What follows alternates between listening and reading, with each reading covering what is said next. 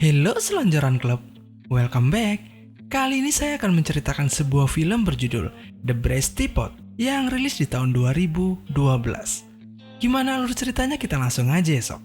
Jadi, tenangkan pikiran kalian sejenak dan selamat menonton.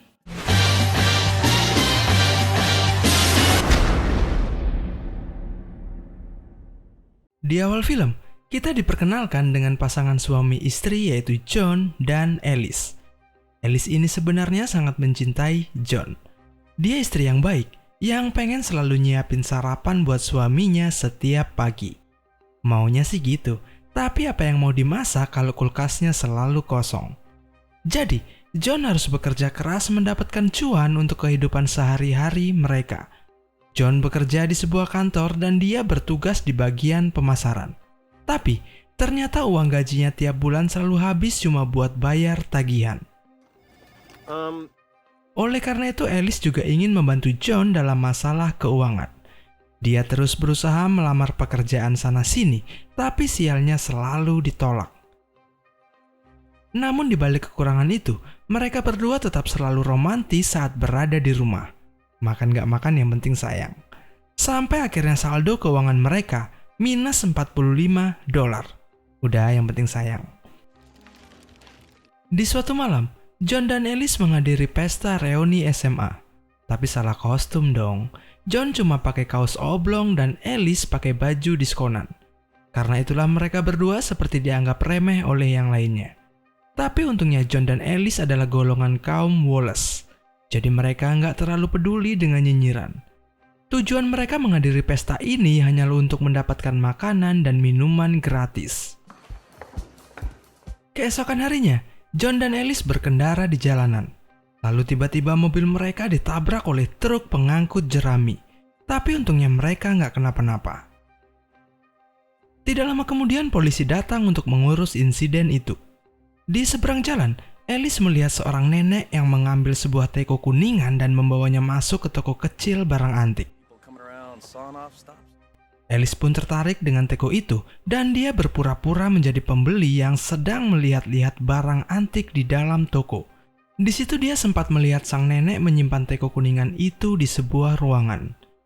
Hingga beberapa saat kemudian, Alice tergesa-gesa keluar dari toko dan meminta John untuk segera gaspol. Di perjalanan, John terkejut saat tahu jika ternyata Alice telah mencuri teko itu. Tapi ya sudahlah, udah terjadi.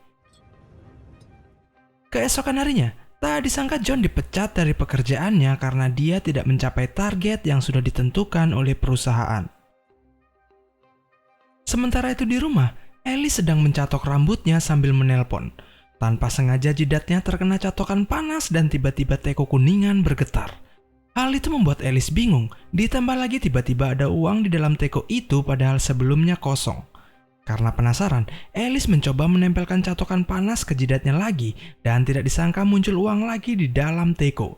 Dari situlah Alice menyadari sesuatu, yang kemudian dia mencoba menendang kursi serta memukul rak dan lagi-lagi teko itu mengeluarkan uang. Beberapa saat kemudian, John telah pulang dan terkejut melihat isi rumah yang sudah berantakan. Dia semakin panik saat melihat Alice yang terbaring lemas di kasur dan jidatnya berdarah. Tapi Alice malah ketawa ketiwi dan berkata kalau dia sangat baik-baik saja. I'm fine.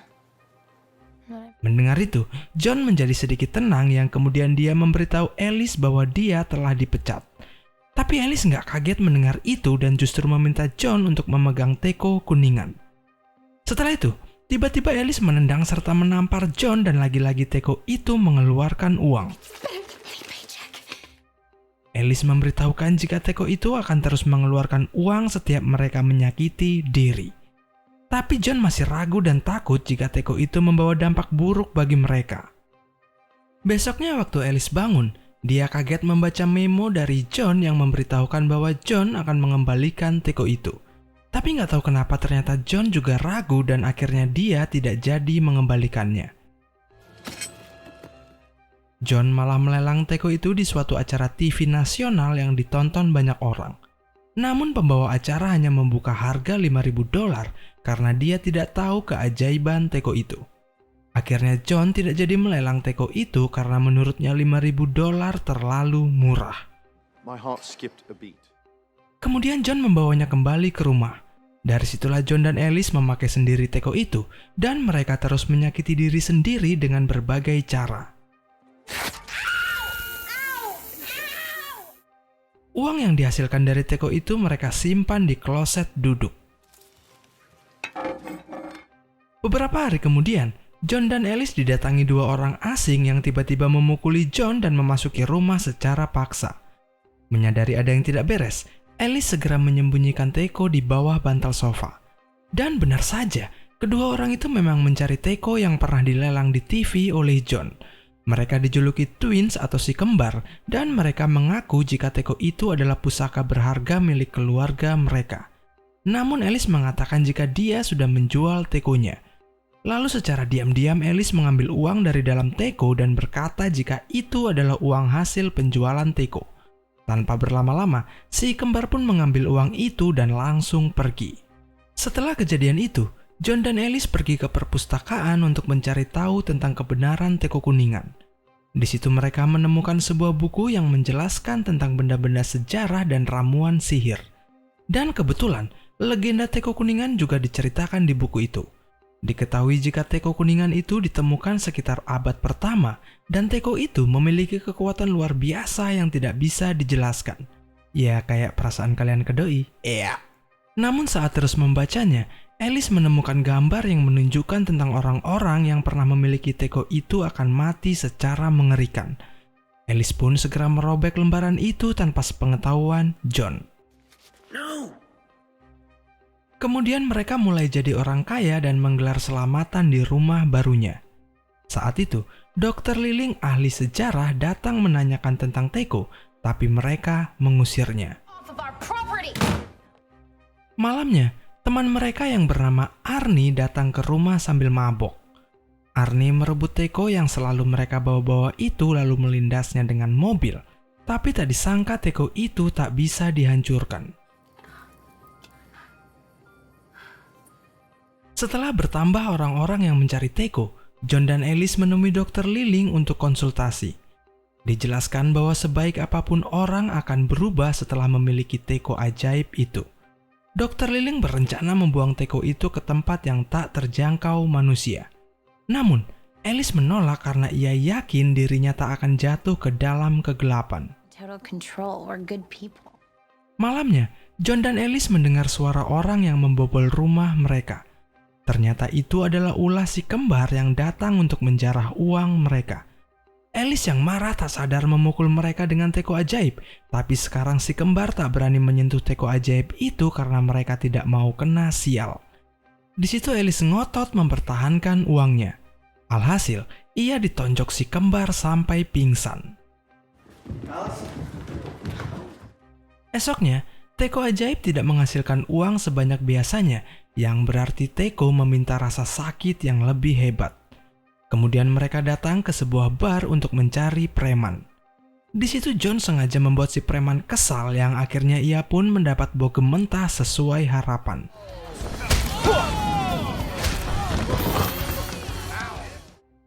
Esoknya lagi, tetangga kebingungan melihat mata John yang merah dan bengkak. Dr. Liling juga datang untuk memperingatkan John akan bahaya teko. Lebih lanjut, teman John yang tak tahu tentang teko menghimbau John untuk meninggalkan apapun yang ia kerjakan itu dan mengajak John untuk kerja jadi montir saja. Sementara itu, Alice yang sedang hangout sendirian mendengar teko bergetar ketika seseorang jatuh di dekatnya. Ternyata kali ini teko itu bereaksi pada siapa saja. Lalu ia bergegas menemui suaminya untuk memberitahu metode baru itu. Kemudian Alice dan John pergi ke pertandingan tinju. Mereka duduk di deretan depan untuk menyenangkan hati sang teko. Lalu mereka berlanjut ke rumah tato dan bahkan sampai menonton langsung orang yang sedang melahirkan. No pain, no gain. Seiring berjalannya waktu, pikiran Alice mulai dikuasai uang dan uang. Alice yang membawa mobil ingin menabrak orang dengan sengaja, tetapi untung saja John segera membanting setir. Mereka lalu bertengkar. Alice mulai menghina John dan tak disangka saat itu teko bergetar. Ternyata sekarang teko ajaib itu juga menghasilkan uang dari rasa sakit hati. Alice lantas meminta John untuk menghinanya juga, dan jadilah ini metode baru mereka. Okay. Di rumah, mereka mulai memikirkan hal-hal yang menyakiti hati pasangannya. John sampai cerita bahwa ia sudah tak perjaka ketika menikahi Alice. Memang sakit, tapi teko kampret terus mengeluarkan uang. Akhirnya, Alice membuka kartu asnya. Ia mengaku pernah ditiduri Arnie si pembulai. Teko pun menyemburkan uang seperti air mancur. Setelah pengakuan belak-belakan sang istri, John yang marah mendatangi Arnie untuk memberi pelajaran. Tapi John malah diajar oleh Arnie yang badannya lebih besar. Saat itu Arnie melihat uang yang muncul di teko setelah menonjok John, dan ia jadi penasaran apa sebenarnya teko itu.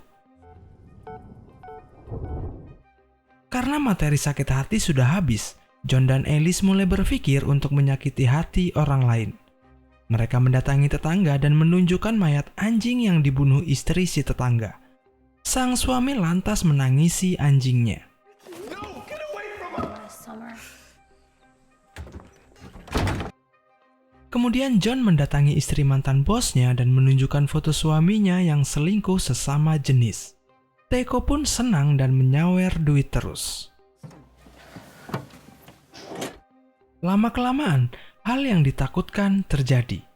Alice tak sadar mulai merencanakan pembunuhan. Ia mengajak John menggali lubang besar untuk mengubur orang. Namun, seketika John tersadar lalu dia memilih untuk mundur, tapi Alice tetap ingin melanjutkan ambisinya. Dengan ketakutan John datang kepada Dr. Liling untuk meminta tolong, tapi Dr. Liling berkata bahwa semuanya sudah terlambat. Dr. Liling juga mengatakan bahwa mungkin saja ia hanya akan menunggu sampai Alice dan John mati sendiri, barulah ia akan mengambil teko itu.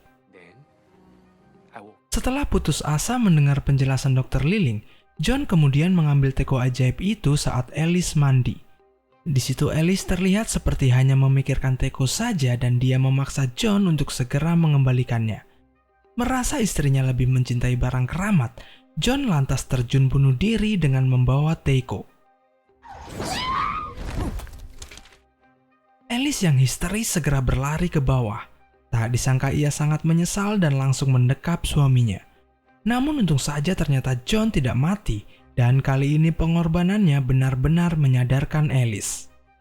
Setelah kejadian itu, mereka tidur tanpa membawa teko di ranjang. Namun, seseorang membobol rumah mereka lagi dan kali ini Arnie yang mencuri teko ajaib. Esoknya John dan Alice mendatangi kediaman Arnie. Tampak rumah itu kacau dan Arnie berdarah-darah, yang artinya ia sudah bereksperimen dengan teko. Tak lama kemudian, si kembar datang dan ingin merebut teko itu juga. Arnie dan pacarnya melawan dengan senjata, sementara John dan Alice bersembunyi.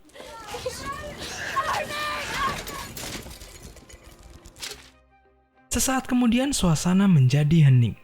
Terlihat Arnie, pacarnya, dan si kembar sudah mati akibat ulah mereka sendiri yang saling membunuh satu sama lain. John dan Alice kemudian keluar dengan membawa banyak uang yang dihasilkan teko akibat pembantaian tadi. Lalu mereka memberikan teko ajaib kepada Dr. Liling yang sudah menunggu di luar, yang kemudian Dr. Liling membawa teko itu dengan hati-hati.